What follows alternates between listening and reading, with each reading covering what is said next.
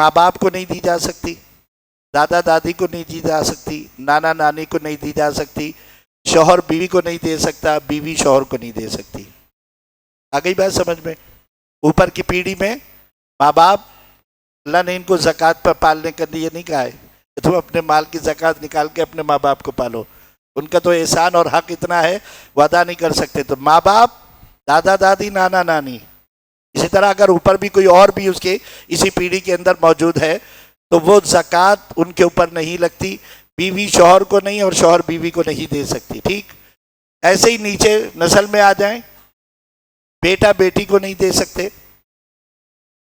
پوتا پوتی کو نہیں دے سکتے، نواسا نواسی کو نہیں دے سکتے، بہن بھائی کو دی جا سکتی ہے، خالہ ماموں کو دی جا سکتی ہے، چچا تایا کو دی جا سکتی ہے، لیکن یہ جو رشتے بیان کیے ہیں ان کو زکوٰۃ نہیں دی جا سکتی۔ اور پھر ان کے لیے جو زکوٰۃ دینے کا محل قرآن میں اللہ نے اس کو بھی بیان فرما دیا، انما الصدقات للفقراء والمساکین، فقراء اور مساکین۔